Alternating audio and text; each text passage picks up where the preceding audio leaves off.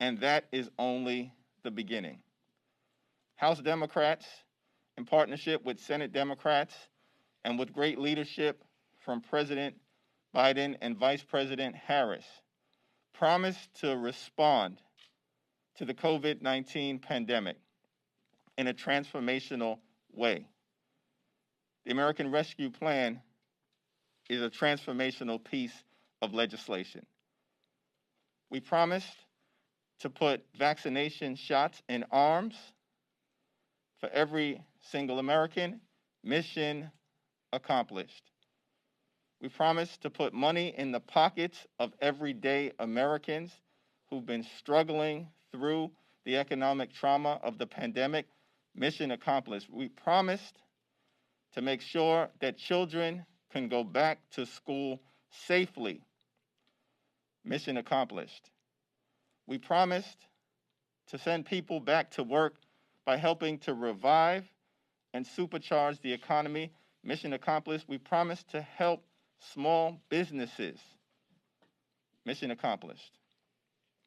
Leadership matters, and we're thankful for the leadership of President Biden, his administration in partnership with House Democrats and Senate Democrats to get things done for the American people. But we're not going to stop there. This week, we will also have important gun violence prevention legislative measures voted on the floor, and we expect that they will pass with bipartisan support. America has 4% of the world's population, 40% of the world's guns. And because of loopholes that currently exist in the law, many of those guns find their way into the hands of criminals who are intent on doing harm to the American people. And we've seen mass shooting after mass shooting after mass shooting. Enough. And that is why we will move forward with the bipartisan background check bill, as well as with closing the Charleston loophole.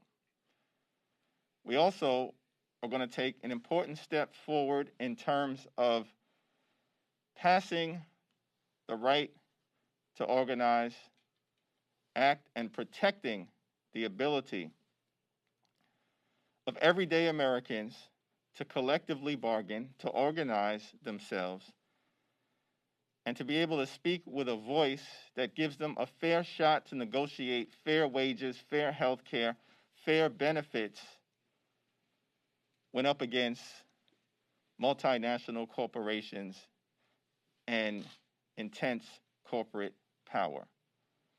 The American dream has been slipping for decades, in part because of the dramatic decline in union density, facilitated by an unrelenting attack on the ability of everyday Americans to organize themselves. That is why we will be protecting the right to organize in the House this week. I now yield to the distinguished Vice Chair of the House Democratic Caucus, Pete Aguilar. Thank you, Mr. Chairman. Right now, the House is prepared to pass, once again, the American Rescue Plan. This legislation represents the boldest action taken on behalf of the American people since the Great Depression, and will give us the tools to build back better. It'll put money in people's pockets.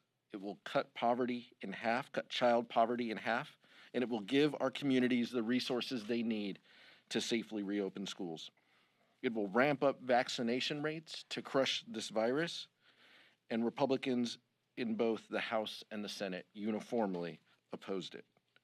We should be clear that this legislation has broad bipartisan support from the American public across the country. House Democrats remain focused on delivering results for the American people to meet this moment, while House Republicans are focused on Dr. Seuss.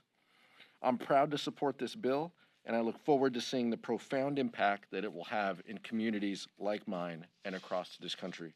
With that, I'd like to introduce my colleague from Georgia, Representative Carolyn Bordeaux.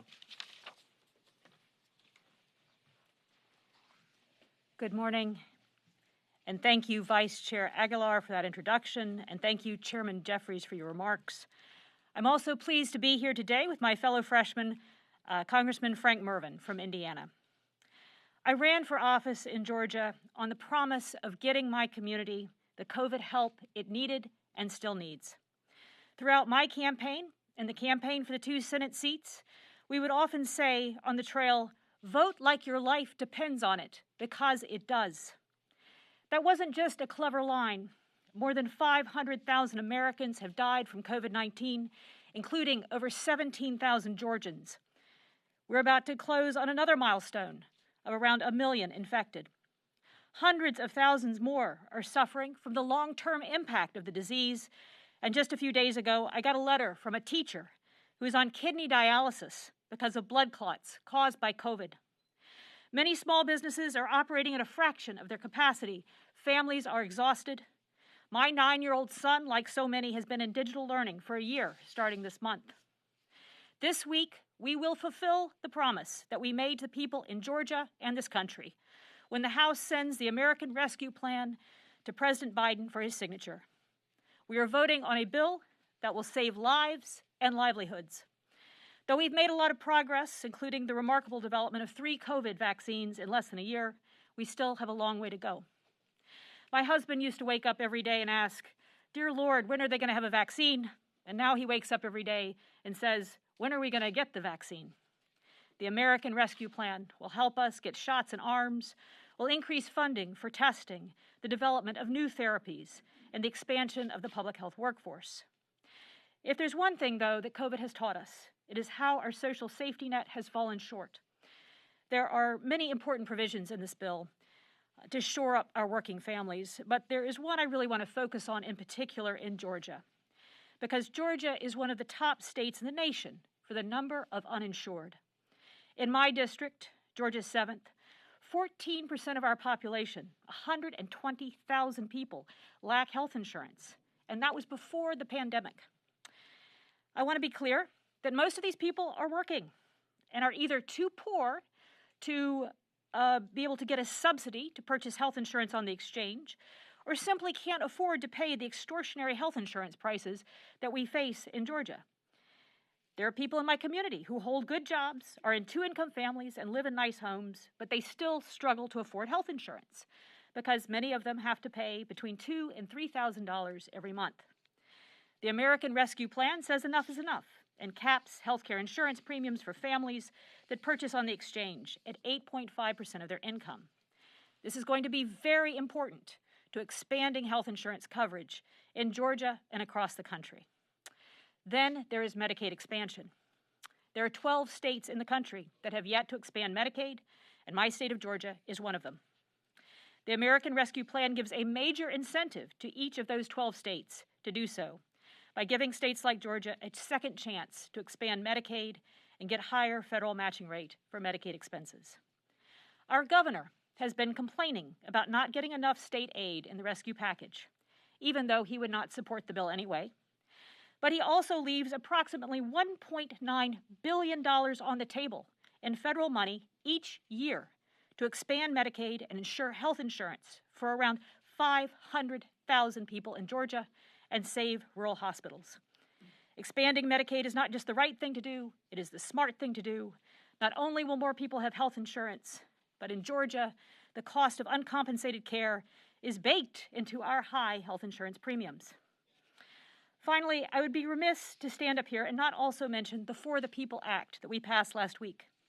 After an election with record-breaking turnout, the Georgia General Assembly passed yet another bill yesterday to make it harder for working people to vote by eliminating no-excuse absentee voting in Georgia.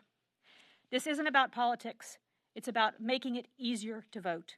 It's about protecting working people who don't have the time or ability to leave their jobs in the middle of the workday to go vote. If we only let people who vote 9 to 5, we're going to lose hundreds of thousands of voters who vote early in the morning, late in the afternoon, or on weekends, or who use no-excuse absentee ballots to vote. In 2005, it was Republicans who enacted no-excuse absentee voting in Georgia. And now they're changing their tune, and politics is the reason why. I proudly voted for the People Act to push back on these efforts in Georgia and in state legislatures around the country, and because our right to vote is sacred. Thank you so much, and I yield to my colleague, Congressman Frank Mervyn. Thank you, Congresswoman. I am Frank J. Mervan. I represent the Indiana's 1st Congressional District.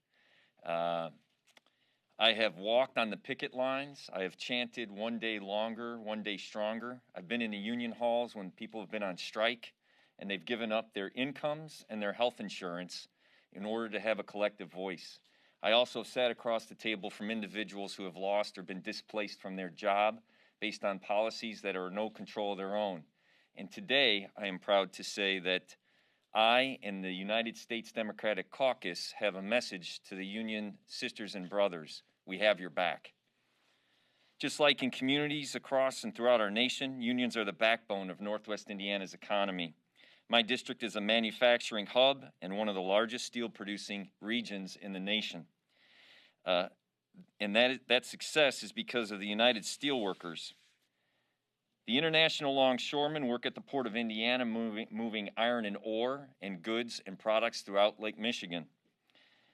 And from all members of the building trades and the construction trades use the steel and the products to create and manufacture products that support our national economy and our national security. For too long, states and federal policies have targeted unions to weaken their leverage and their position. That changes today. I am proud the House Democrats are leading the way by voting this week on H.R. 824, the Protecting the Right to Organize Act. When workers stand together and form a union, they have the ability to use a collective voice for fair wages, safe working conditions, improved health benefits, and a secure retirement. Organized labor is essential to creating opportunities for individuals to have a good paying career and a family sustaining job. In the pride and the dignity of work, I am also proud to vote today on the American Recovery Plan. These two measures give a balance and lift up working families. In my opinion, part of our great divide in our nation is workers feel left behind. These two acts lift up workers and give them a chance. I thank you, and I yield back to the chairman. Thank you, Caroline. Thank you, Frank. Questions? Mr. Jeffries. Mission accomplished is pretty strong for a bill you haven't voted on yet. I mean, are you 100% confident you're going to have the votes to do this? I'm 110% confident that the votes exist to pass the American Rescue Plan. Any updated guidance on when that might happen? I expect that the bill will be taken. We're still waiting on the bill to come over from the Senate. And so from a timing standpoint, the clock will start to tick when the Senate transmits the bill back to the House of Representatives, and then the Rules Committee will take it up. Once the Rules Committee takes it up, they'll send it to the floor, and we'll pass it, hopefully with some Republican votes, although, that remains to be seen. What's perplexing to a lot of us is that the American Rescue Plan is bipartisan across the country. 70 to 75% of the American people support it. A majority of Republicans support it. Over 70% of independent voters support it. The Chamber of Commerce supports the American Rescue Plan. The Business Roundtable supports the American Rescue Plan. Republican mayors, Republican town supervisors, Republican governors, Republican county executives. But a single Republican House member or Senate member can't be found when we're in the midst of a once-in-a-century pandemic. So the question is not whether we're going to pass the American Rescue Plan. We will. The question is whether Republicans are going to step up on behalf of their constituents and support this effort to decisively crush the virus and provide relief to everyday Americans. What do you attribute that discrepancy, that it does poll so well with Republicans and yet Republican lawmakers won't touch it? I mean, it's unclear to me. House Democrats are the party of crushing the coronavirus and providing relief to everyday Americans. House Republicans are the party of fake outrage as it relates to Dr. Seuss. It's a strange thing. You mentioned that this bill is transformative. Can you unpack that a little bit? Are we in a new era, changing the relationship between government and people? Is this a new era of bigger government, more bold initiatives? What does it mean is transformative? I want to let my colleagues respond as well, but the COVID-19 pandemic is both a public health crisis and an economic crisis. It's a once-in-a-century pandemic, and therefore requires a once-in-a-century comprehensive, compassionate, and continuing congressional response. That is exactly what the American Rescue Plan represents. And so we've just met the moment with great leadership from President Biden and, of course, Speaker Pelosi and Majority Leader Schumer, as well as our respective caucuses. We also need to build back better, and there's several provisions within the American Rescue Plan that address the economic pain and suffering that far too many everyday Americans have been experiencing. We will lift 50% of the children who are in poverty right now out of poverty. We will make sure that we deal with the food insecurity needs of the American people, the housing needs of the American people, the unemployment needs of the American people. The American Rescue Plan is transformative because that is what the moment requires. This bill is transformative because of the details of the bill. As the chairman mentioned, lifting children out of poverty, increasing supplemental nutrition, expanding the earned income tax credit, putting checks in everyday Americans' pockets. Those are the things that the American public are going to view that matter. Those are the things that matter in our communities. As millions of Americans look to file their taxes, as millions of Americans look at the direct contributions that come into their account, those are the things that matter to people. And so I would say that it's transformative because these are also policy objectives that we have been talking about for decades that matter to people. So while in the halls here, Republicans can have this fake outrage, we know in our communities, this bill matters. I zoomed into a local city council last night. I'll be doing 4 more city councils this evening, talking with my local elected leaders about what this bill does for them. Plugging the financial gaps so we can keep libraries open, keep essential workers hired, fixing streets, fixing roads, protecting those employees in our cities, in our towns, in our counties. Those are the policies that are going to matter to the public. And I just want to give one scenario about the American Recoveries Act. In my previous elected position, I did emergency assistance, and so a tin mill lost its employees because it closed down. And when the employee lost his job, he couldn't afford COBRA. And he came to me, and I did emergency assistance. And with COBRA, they couldn't afford health insurance. And the American Recoveries Plan does that. It offers a stimulus advantage for individuals to afford COBRA, to go through that transition, to be able to find work and provide the essential health work for their families. So when you ask when it's transformable, it's everyday lives of people getting through these challenges and now having government working for their advantage against odds and a pandemic that we haven't faced in 100 years and an economic crisis that matches that. I second what my colleagues have said, but just want to go back to the issue in Georgia, for instance, that this would allow Georgia to expand Medicaid. This would dramatically increase the number of people who can purchase health insurance in my district and across the state. And it also has an enormous anti-poverty component with the expansion of the Earned Income Tax Credit, the expansion of the Child Tax Credit, which will lift over 50% of children out of poverty. And all of these are transformative policies that are woven throughout this bill. Chairman, I wanted to ask you about Congressman Waltz's letter to Iran urging Biden and Blinken to come up with a comprehensive and bipartisan deal with Iran. Have any of you signed it? What do you feel about it? Is this Anthony Brown's letter? I think it's Rep. Waltz. Okay, well, I'm not familiar with Rep. Walz's letter, although you may be referring to the letter that was co-authored by Congressman Anthony Brown, and I do support the effort to arrive at a robust renegotiation of the nuclear agreement, which I supported in its original form, to meet the current challenges of the moment. And just as a follow-up, is there any statement you can give us on the recent Houthi attacks on Saudi Arabia? I've got no statement on that right now at the moment. Thank you. Sir, you're talking about transformative legislation. It's a transformative piece of legislation that creates a fiscal cliff next year when those child tax credits expire. You talk about lifting kids out of poverty. You have the potential of putting them back below the poverty line when that expires. Doesn't that just sort of put you guys in a tough spot here in 6-8 months down the line? Well, it's a good question. I support the permanent extension of the robust child tax credit that is included in the American Rescue Plan. I believe the House Democratic Caucus supports a permanent extension, and in the conversations that we've had with the administration, they've signaled their support as well.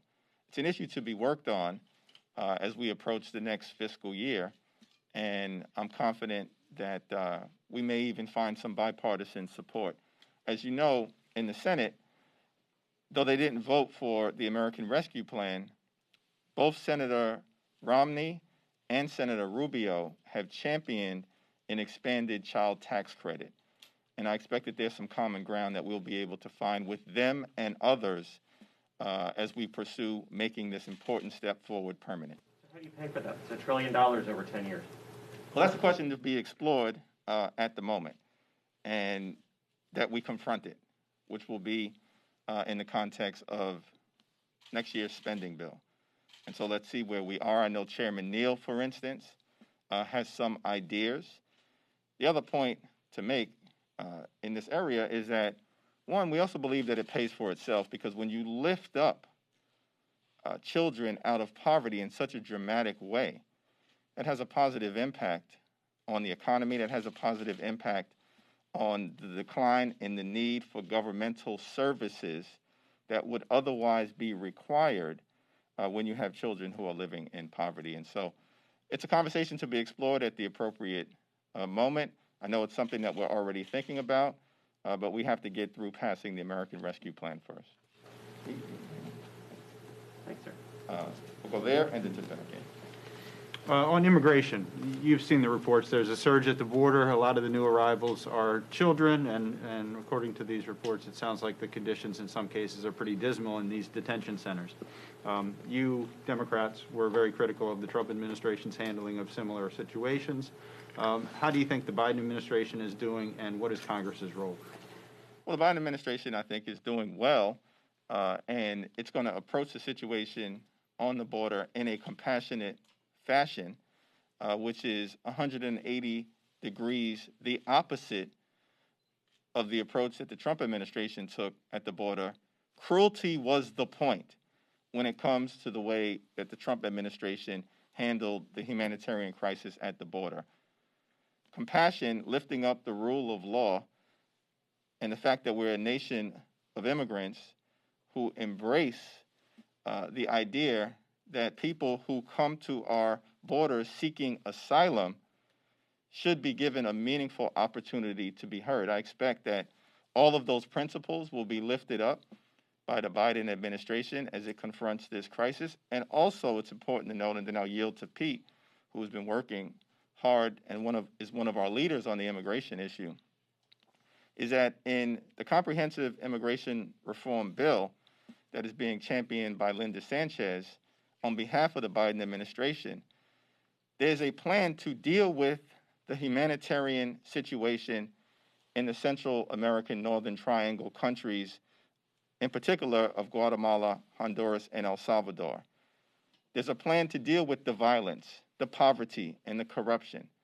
And at the end of the day, it's that type of forward-looking intervention in the areas of need that result in the migration that we then see at the border that will be the ultimate solution. And I know that's something that the Biden administration is committed to undertaking. This is a process, what the Biden administration is doing, that'll be rooted in compassion. And so that's the difference. What we saw in the Trump administration was intentional child separation and no effort to reunite families. And so now we've turned the page, and individuals who are claiming lawful asylum will be viewed just that way. There is a process for this. The Biden administration will move toward that process, and we will hold them accountable, just like we did the prior administration, to ensure that they're following the law. Their process right now is to use the ORR process to move these migrants, these children, into ORR, Health and Human Services facilities, as quickly as possible, given COVID restrictions. So that's what they are going to do. But this is a process that is rooted in compassion, and that's the difference between the prior administration and this administration. And like the chairman said, you don't address this until you deal with the Northern Triangle issues. That's what the U.S. Citizenship Act does. That's what we look forward to working with the committees of jurisdiction, foreign affairs, appropriations committees on in the future to help address this. But we will also ensure that there's accountability and oversight to what's going on. Follow. In the very near term, I understand the Northern Triangle situation. That's a much longer term solution. In the near term, these facilities are being described as jails, and as you're shifting them to the HHS facilities, is there anything Congress can do to ease that situation down there? Well, I know there are ongoing conversations between the chairs of jurisdiction and many different members of Congress with the Biden administration to try to address the conditions that you've raised. I haven't seen where they've been described as jails, but as Pete indicated, I think we are confident that the Biden administration is going to approach the humanitarian situation at the border anchored in compassion as opposed to anchored in cruelty. Last question. Thank you, Chairman Jeffries. You're set to lose one member to confirmation, Senate confirmation tomorrow, and another one in the coming weeks. How concerned are you about a shrinking Democratic majority, which is already one of the smallest that you've had, going forward with legislation and possibly losing votes? Not concerned at all. We're incredibly unified around a progressive, forward-looking, transformational agenda that we've undertaken from the moment this new Congress was sworn in. And I think, as you've seen, we continue to pass meaningful pieces of legislation on the floor each and every week, including the bills that we will undertake this particular week. That's because we recognize that the American people are facing real challenges that require real solutions. And we're committed to making sure that we get things done. Concern about losing progressives who might be getting antsy down the line. They've already spoken up about some of the changes with the American Rescue Act, so no concerns down the line with them getting antsy, being like, no, we don't like some of these changes the Senate do. We're not going to sort of go along with it. Senate is a unique and peculiar institution, but that's the reality of the constitutional fabric that we confront. By and large, I think what you've seen is a recognition across the country, not simply within the halls of Congress, that the American Rescue Plan meets the moment and is transformational and will really impact the lives of everyday Americans in a positive way. And it's an incredible contrast. The Republicans, when they had an opportunity to act on behalf of the American people in 2017, passed the GOP tax scam and saddled our children and our grandchildren and our country with $1.9 trillion in debt, where 83% of the benefits went to the wealthiest 1% in America in order to subsidize the lifestyles of the rich and shameless. That is what they did with their majority. After inheriting the Barack Obama, Joe Biden economy that was going well at the time. Now we find ourselves in a crisis, and not a single one of them can support the American Rescue Plan. So the challenge is not with Democrats, we're going to remain united, I believe, and unified. And as Senator Bernie Sanders himself said, after voting to support the American Rescue Plan, this is the most progressive bill passed by the Congress in at least a quarter century. He's a leading progressive. And so I don't think there's any anxiety as it relates to moving forward with the legislation that will be on the floor this week. Let me just say briefly, and I know I speak on behalf of the House Democratic Caucus, that we are so thrilled for our colleague, Deb Haaland and Marcia Fudge, two exceptionally qualified members of Congress. My only regret is that two of my colleagues here aren't going to be able to work with those two in the halls of Congress. But we will work with them to champion progress for the American people. We are concerned, we are focused on delivering real results and governing. And that's what separates our caucus with the other side of the aisle, is we want to focus on results and governing. That's why we're going to put up a strong vote. That's why we will continue to put up strong votes for background checks, for protecting the right to organize. Next week, violence against women, DACA and TPS protections, ag worker modernization, equal rights amendment. Those are the things that we want to be judged by, our ability to govern and our ability to put up votes.